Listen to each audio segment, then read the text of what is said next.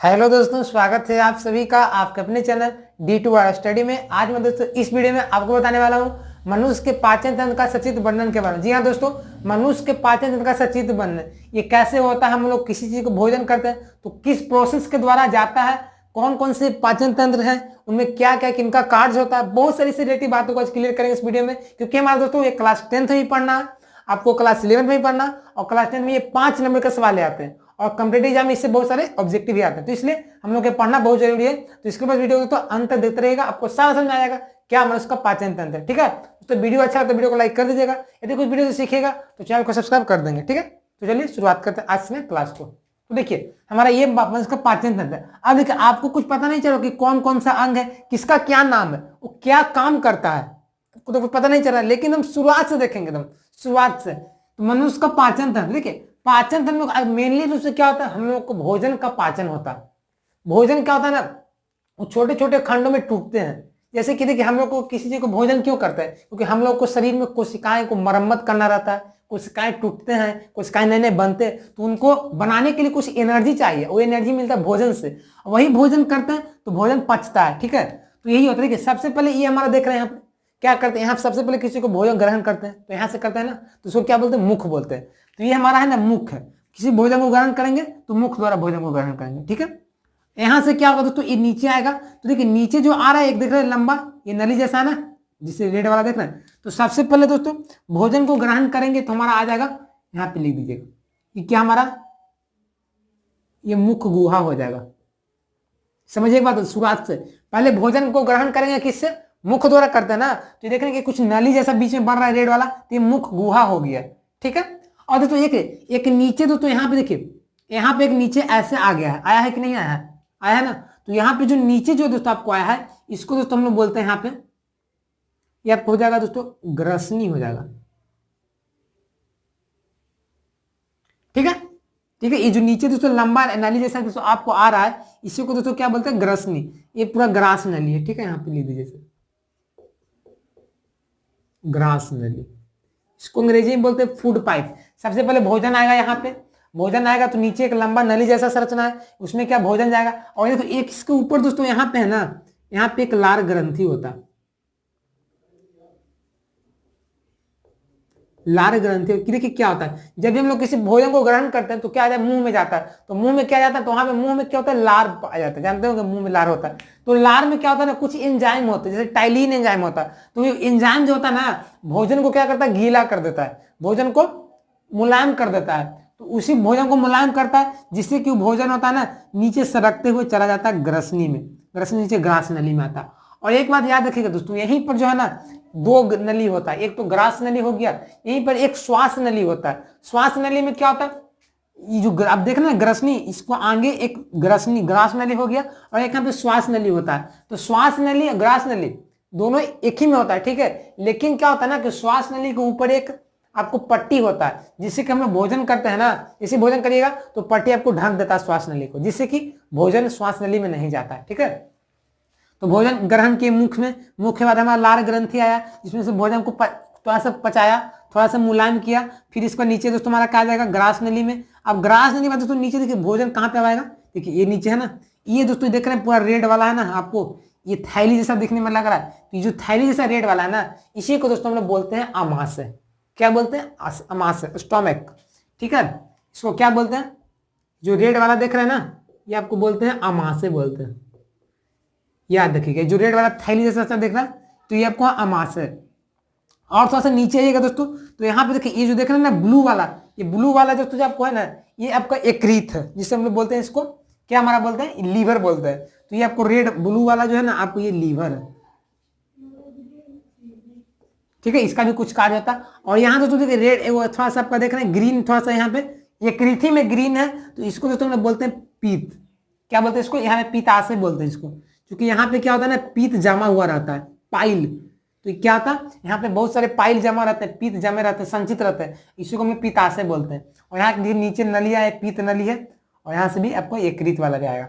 और यहाँ दोस्तों एक नीचे थोड़ा सा और नीचे बढ़िएगा, तो यहाँ पे देख रहे हैं कि कुछ एक हरा जैसा ये भी निकला हुआ है अमाशय के नीचे, तो इसको हम लोग बोलते हैं दोस्तों अग्नाशय। ठीक है, पहले नाम को मैं बता दे रहा हूँ, फिर सबका कार्य बता दूंगा, क्या इसका किसका कार्य है, क्या हमारा मुख्य भूमिका निभाता।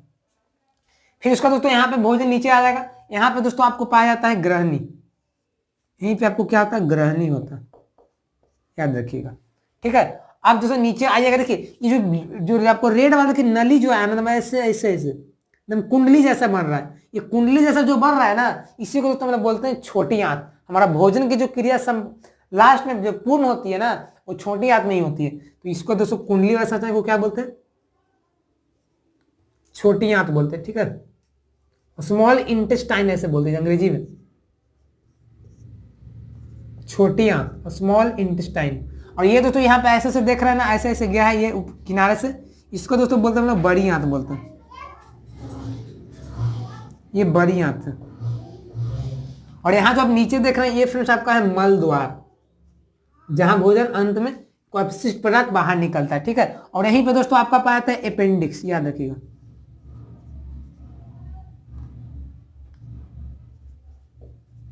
अभी पहले मैं नाम बता दे रहा हूँ क्या क्या किसका नाम है, इसका देखिए समझिए कैसे। सबसे पहले दोस्तों भोजन मुख में आएगा, मुख में क्या भोजन अंतर्ग्रहण होगा, ग्रहण करेंगे। यहाँ क्या होगा दोस्तों, लार ग्रंथि पाया जाता है, तो लार ग्रंथि से भोजन क्या, उसमें कुछ भोजन का थोड़ा सा पाचन होगा, क्योंकि लार ग्रंथि में आपको पाया जाता है टाइलिन एंजाइम, तो एंजाइम की सहायता से भोजन कुछ पचेगा और भोजन गीला हो जाएगा, सना जाएगा।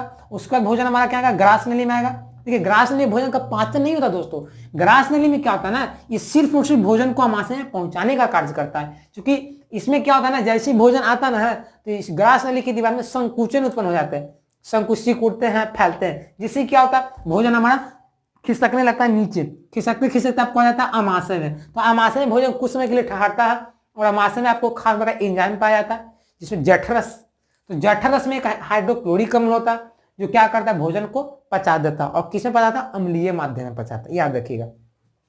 और यहीं पर दोस्तों आमाशय में ही आपको एक आपका होता है, आपका पेप्सिन एंजाइम होता है जो प्रोटीन को पेप्टोन में बदलता है। ठीक है, और यहाँ से दोस्तों भोजन आपको आमाशय में तो आ ही गया। अब क्या होता है ना कि ये यहाँ से देखिए 3 रस आएगा, 3 वो आएगा, यहाँ से पित्त से पित्ताशय पित्त रस आ जाएगा, और यहाँ से आपको अग्नाशय रस आ जाएगा, और यहाँ से तो कुछ आपको या आमाशय वाला जाएगा। यहाँ से क्या होता है, ग्रहणी में ना, ग्रहणी में भी भोजन का थोड़ा सा पाचन होता है क्षारीय माध्यम में, आमाशय में अम्लीय माध्यम में और ग्रहणी में क्षारीय माध्यम में, तो भोजन क्षारीय माध्यम में पच गया। अब इसके बाद दोस्तों आपको नीचे आएगा छोटी आंत में, अब यहाँ पे भोजन का पचना पूरा हो जाएगा, पूरा पच जाएगा भोजन, यहाँ पे पूरा एकदम छोटे छोटे खंड में विखंडित हो जाएगा।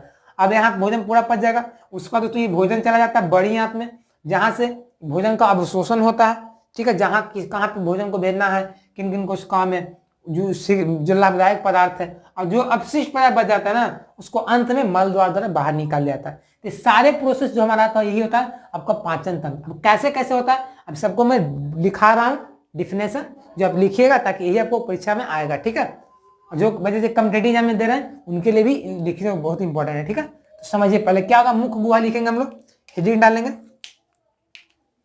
मुख गुहा, पहला नंबर देखिए,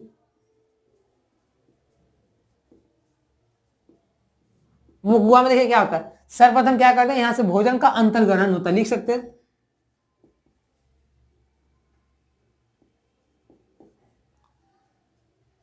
इसके द्वारा भोजन का अंतर्ग्रहण होता है, भोजन का अंतर्ग्रहण होता है। ठीक है, इसके बाद क्या होता है, भोजन का अंतर्ग्रहण होता है, यहां पे आप लिख सकते हैं इसमें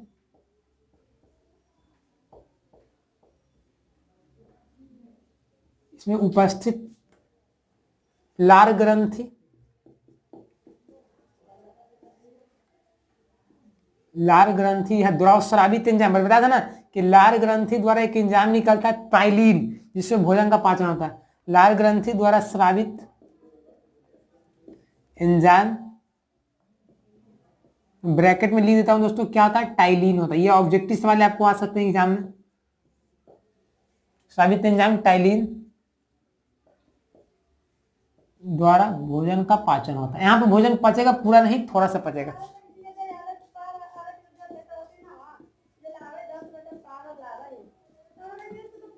ये हमारा फर्स्ट हो गया, अब देखो यहाँ पे सेकंड आ जाएगा। ठीक है, मुख गुहा तो हो ही गया दोस्तों, आपको ये हो गया ना। अब देखिए दोस्तों क्या होगा, ग्रसनी आएगा, इसके बाद ग्रसनी आएगा। तो ग्रसनी मैंने क्या होता था, ग्रसनी जो है ना आगे, ग्रसनी में दो आपको होता है, ठीक है। एक दोस्तों यहाँ पे एक कंठ द्वार होता है, एक निगल द्वार होता है। तो कंठ द्वार चूंकि आगे श्वास नली में खुलता है तो श्वास में वो काम करता है, वो तो फेफड़ा में आगे निकल जाएगा, उससे तो मुझे काम नहीं। और एक दोस्तों निगल द्वार होता है, तो निगल द्वार जो होता है ना वो ग्रास नली में खुलता है और इसी से भोजन जाता है। ठीक है, तो यहाँ पे लिख दूंगा मैं, क्या लिखूंगा, ग्रसनी।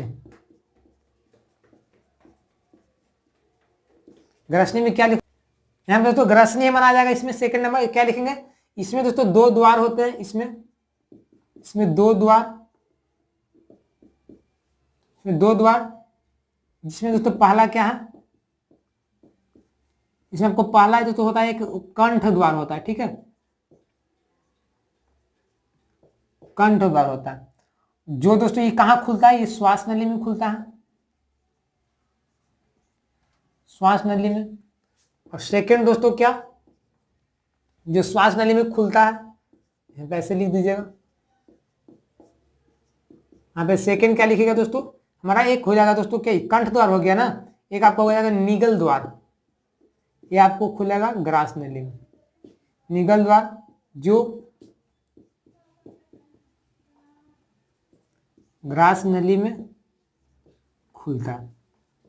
देखिए दोस्तों ग्रास नली में, देखिए जो श्वास नली है ना, इसको ऊपर एक पट्टी पाया था, पट्टी को कहते हैं एपिग्लोटिक्स। वो क्या करता है, जब भोजन को ग्रहण करता है तो श्वास नली को ढक देता है, जिससे कि भोजन हमारा श्वास नली में ना जाकर वो ग्रास नली में जाए। ठीक है, तो बोल सकते हैं श्वास नली में, श्वास नली के ऊपर एपिग्लोटिस, एक तरह से पट्टी रहता है। ठीक है, ताकि एपिग्लोटिस पाया जाता है जो भोजन को श्वास नली में जाने से रोकता है।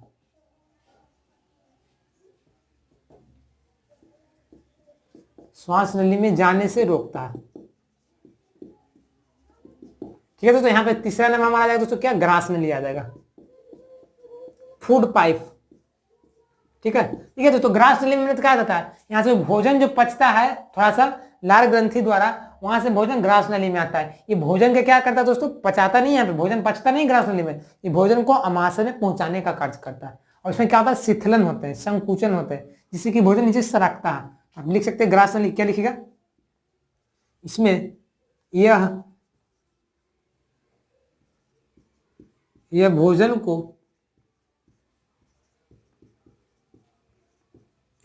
को अमाशय में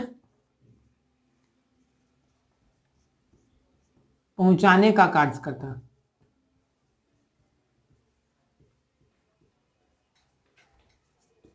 लिख सकते हैं दोस्तों, यहां भोजन का पाचन नहीं होता है, क्योंकि सिर्फ तो नली का काम करता है ना।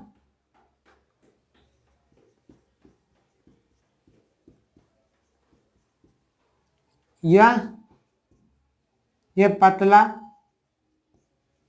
लंबा नली जैसा संरचना होता है, ये भी लिख दीजिए, पतला लंबा नली जैसा संरचना होता है। ये मैं आपको लिखवा दे रहा हूं दोस्तों, ताकि जो बच्चे क्लास 10th में पढ़ रहे हैं, 11th में पढ़ रहे हैं, उनका ये टॉपिक भी क्लियर है। जो बच्चे कॉम्पिटिटिव में तो लिखा दूंगा, तो उनसे आपको पता चलेगा कि ऑब्जेक्टिव कहां से निकल कर आएगा। अब जैसे ही बोल देगा कि निम्नलिखित में किसमें पाचन नहीं होता, ग्रास नली में नहीं होता है, कि आपको अमाशय में नहीं होता है, कि आपको यहाँ पे बोल देगा छोटी आंत में, तो आपको फंस जाइएगा, क्या पता ना, ग्रास नली में। ये बस भोजन को भेजने का काम करता है। यहाँ भोजन आता है तो भोजन क्या होता है, ग्रास नली में शिथिलन होता है, उसके दीवार में संकुचन होने लगते हैं, जिससे कि भोजन नीचे खसकते चला जाता है और अमाशय पहुंच जाता है। ठीक है, कोई दिक्कत नहीं है। ये जो देखते हैं जो काला, आप सोच रहे हो कि काला ये क्या है, ये दूसरी है ना, ये आपको डायफ्राम है। क्या है, डायफ्राम, ये डायफ्राम है। ठीक है, ये हमारा हो गया दोस्तों। अब नीचे दोस्तों क्या आ जाएगा, तीसरा के बाद कितना आ जाएगा, चौथा नंबर। ग्रास नली के बाद कहाँ आता है भोजन दोस्तों, अमाशय में। तो अमाशय का लिख लेते हैं, अमाशय क्या करता है, स्टोमक। तो अमाशय दोस्तों क्या बोलेंगे, अमाशय क्या बोल सकते हैं दोस्तों, यह एक थैली जैसा संरचना होता है, यह एक थैली जैसा संरचना होता है, जिसमें दोस्तों क्या बोल सकते हैं, भोजन संचित रहता है, और इसमें भोजन का पाचन अम्लीय माध्यम होता है, किसके द्वारा, जठर रस के द्वारा। और जठर रस में क्या होता है, हाइड्रोक्लोरिकम और एंजाइम होते हैं। ठीक है, और एक दिन में दोस्तों कितना जठर स्रावित होता है अमाशय में, 3 लीटर, याद रखिएगा। यहाँ पे आप इसको लिख दीजिएगा, क्या लिखिएगा, यह थैली या थैली जैसी संरचना होती है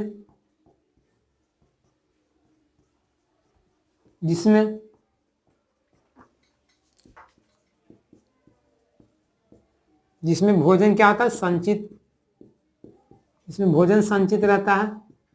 ठीक है, बोल सकते हैं दोस्तों क्या भोजन संचित रहता है, ये बोल सकते हैं। देखिए अमाशय जो होता है ना, इसके इसके यानी कि अमाशय, अमाशय के आंतरिक सतह पर ही जठरस होता है, याद रखिएगा। इसके आंतरिक सतह पर, इसके आंतरिक सतह पर उपस्थित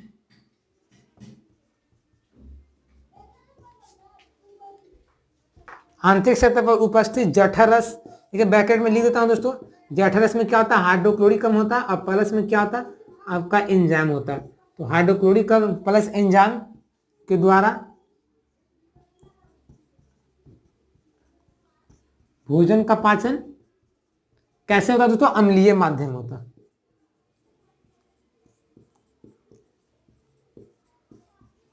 ये सब देखिए लिख लीजिएगा दोस्तों, आपको बहुत काम करेगा। मैं आपको समझा भी दिया हूं और लिखवा दे रहा हूं, दोनों आपको करवा दे रहा हूं। अम्लीय माध्यम भोजन का पाचन होता है। एक यहाँ पे बात याद रखिए दोस्तों, कभी कभी क्या होता है ना, कोई स्टूडेंट, कोई बच्चे क्या होता है, जब ज्यादा दिन तक भूखे रहने के कारण क्या होता है ना, उनमें एक बीमारी आ जाता है। आप सुने होंगे पेप्टिक अल्सर, अल्सर नाम का बीमारी होता है। तो ज्यादा भूखे रहने के कारण होता है, कैसे समझिए, क्या होता है ना कि जब बच्चे ज्यादा दिन तक भूखे रहते हैं तो उनके अंदर आमाशय में क्या होता है ना, जठरस का स्राव ज्यादा होने लगता है, जठरस ज्यादा निकलने लगता है। और चूंकि भोजन तो आ नहीं रहा तो भोजन पचेगा कहां से, सिर्फ आपको अम्ल नहीं कर रहा है आमाशय में, तो अम्ल निकलता है, जिससे क्या होता है, इसमें खास प्रकार एक म्यूकस निकलता है आमाशय में ही। वो म्यूकस क्या करता है ना, वो आमाशय की दीवारों को सुरक्षित रखता है। अब चूंकि ज्यादा अम्ल नहीं कर रहा है तो म्यूकस का स्राव घट जाता है और जठरस का स्राव बढ़ जाता है। तो ज्यादा जठरस के निकलने के कारण ही उनके जो आमाशय के जो दीवारें होते हैं, कुछ उनमें आपको ऐसे फफोलेदार निकलने लगते हैं। उसी कारण उनमें एक बीमारी उत्पन्न होता है, पेप्टिक अल्सर, नाम सुने होंगे। तो अल्सर बीमारी इसी कारण होता है, ज्यादा जठरस के निकलने के कारण। यहाँ पे मैं लिख देता हूँ दोस्तों कि आमाशय में एक खास प्रकार एंजाइम होता है, उसको पेप्सिन। और पेप्सिन क्या करता है, प्रोटीन को पेप्टोन में बदल देता है, प्रोटीन को पेप्टोन में बदलता है। मैं यहाँ पे लिख देता हूँ, यहाँ पे देखिए, यहाँ मैं लिख देता हूँ दोस्तों, यहाँ पे दोस्तों लिख देता हूँ प्रोटीन। प्रोटीन है ना, ये प्रोटीन को दोस्तों क्या करेगा, पेप्टोन में बदलेगा।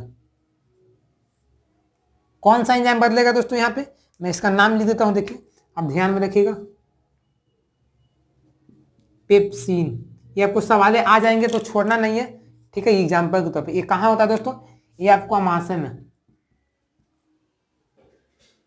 आमाशय में, आमाशय में क्या करता है, ये जो प्रोटीन होता है ना, प्रोटीन को पेप्सिन एंजाइम ये क्या करता है, पेप्टोन में बदल देता है। ये पेप्सिन या एंजाइम है, याद रखिएगा, ये पेप्टोन में बदल देता है। तो दोस्तों पहले इसको नोट करिएगा, फिर जो बचा है आमाशय के बाद छोटी आंत हमारा आ जाएगा, ग्रसनी आ जाएगा, ये क्रीत है, बड़ी आंत, इसको मैं एक्सप्लेन करता हूं, पहले इसको नोट करिए।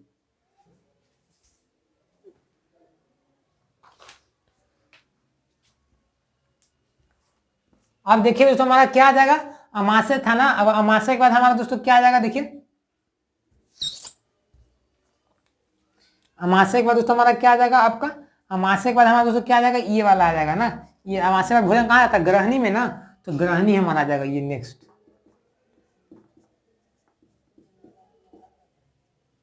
ग्रहणी देखिए, ग्रहणी में क्या होता है, ये जैसे एक छोटी आंत का ही भाग होता है, और ग्रहणी में क्या होता है, तो यहाँ देखिए, यहाँ अकृत देखे दोस्तों, अकृत से देखिए ये हमारा पीत रस आता है, और यहाँ से अग्नाशय रस आता है, जिससे कि कहा तो वहां पे भोजन का थोड़ा सा पचता है, वो क्षारीय माध्यम पचता है। अमाशय में अम्लीय माध्यम है और ग्रहणी में क्षारीय माध्यम है। यहाँ पे लिख दीजिएगा, ग्रहणी क्या लिखेगा,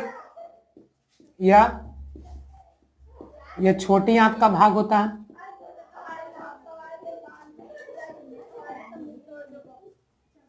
छोटी आंत का भाग होता है, जहां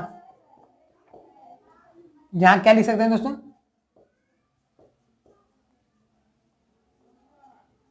यकृत द्वारा स्रावित पीतरस,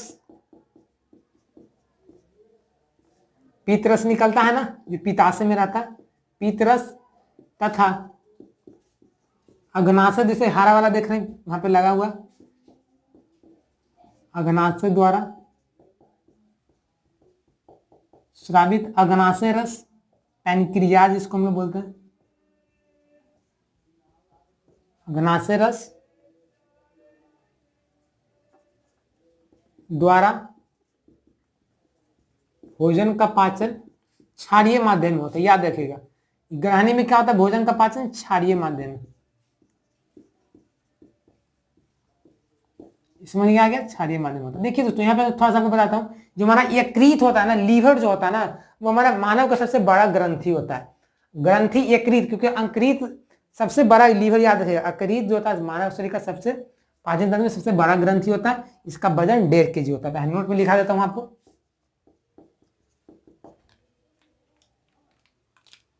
यहाँ पे मैं नोट में लिखा देता हूँ दोस्तों, ठीक है। यहाँ पे लिख देता हूँ, देखिए, यकृत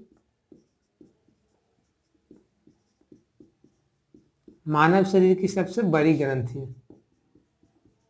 पता मानव सबसे बड़ी ग्रंथि है। इसका भार कितना होता है दोस्तों, 1.5 kg होता है। याद रखिएगा, 1.5 kg, 1.5 kg होता है। ये आपको याद रखिएगा। ये हमारा यकृत हो गया। अब नेक्स्ट हमारा दोस्तों, ग्रहणी के बाद कहाँ आ जाएगा भोजन, समझे। पित्ताशय में क्या होता है, पील होता है, पाइल होता है, ठीक है। तो हमारा ये पित्ताशय में पीत होता है। तो पीत यहाँ से यहाँ था ग्रहणी में, और जैसा कनाशय से घनाशय रहता था, तो अभी कुछ भोजन पचता है क्षारीय माध्यम। अब यहाँ के बाद भोजन आ जाएगा सीधे छोटी आती है, तो कुंडली जैसा दम, इसमें भोजन आ जाएगा। तो यहाँ भी भोजन पचता है। यहाँ पे लिख दीजिए। देखिए दोस्तों, ये जो कुंडली जैसा सेक्शन देख रहे हैं ना, ऐसे मानव में, हम लोगों में इसकी लंबाई 6 मीटर होती है। लेकिन जो व्यक्ति के मांसाहारी होते हैं, तो उनका जो छोटी आंत की लंबाई जो होता है ना, वो छोटा होता है। और जो व्यक्ति शाकाहारी होते हैं, फल फूल खाते हैं, सब्जियां खाते हैं, तो उनका जो छोटी आंत की लंबाई ना बड़ा होता है, क्योंकि उनको सेलुलोज का पाचन करना रहता है। तो इसलिए याद रखिएगा, मांसाहारी में छोटी आंत की लंबाई छोटा, और शाकाहारी में छोटी आंत की लंबाई बड़ा होता है। अब ऐसे पूछा जाएगा तो 6 मीटर बताइएगा, ठीक है। यहाँ भी भोजन पचता है। भोजन का पाचन पूर्ण रूप से छोटी आंत में ही होता है, याद रखिएगा, ठीक है। तो लिख दीजिएगा छोटी आंत, स्मॉल इंटेस्टाइन। क्या लिख सकते दोस्तों, यह पतला लंबा कैसा, तो कुंडली जैसा, कुंडलित जैसा संरचना होता है। यह लंबा पतला कुंडलित, देखिए फिगर समझ के दोस्तों आप परिभाषा लिख सकते हैं। कोई इसमें ऐसा प्रश्न आपको देखिए कंपेरिजन में कैसे रहेगा, आपसे प्रश्न बोल देगा कि छोटी आंत की लंबाई कैसी होती है, छोटी आंत कैसा होता है, कुंडली जैसा कि वृत्तीय, कि आपको एक रेखीय, ऐसे रहेगा। तो बहुत सारे सवाल आपको आएंगे यहाँ से, ठीक है। तो वो आपको देखना कैसे क्या आएगा। बस मैं आपको सारे डिटेल दिखा दे रहा हूँ, सचित्र वर्णन कर रहा हूँ, ठीक है। तो कुंडली जैसा ये संरचना होता है, ये कुंडली जैसा संरचना होता है, जहां भोजन का पाचन पूर्ण होता है। इसकी लंबाई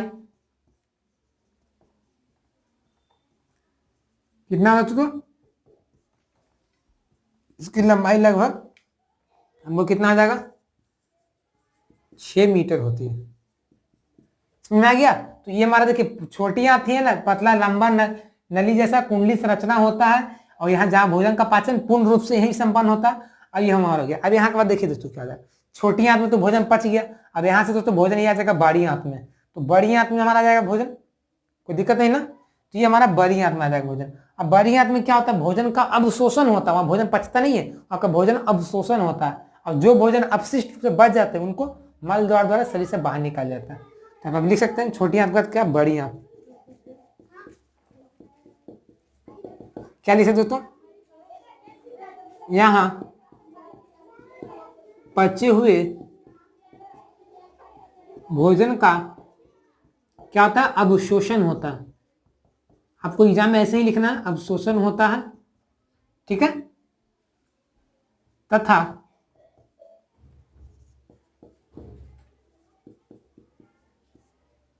अपशिष्ट पदार्थ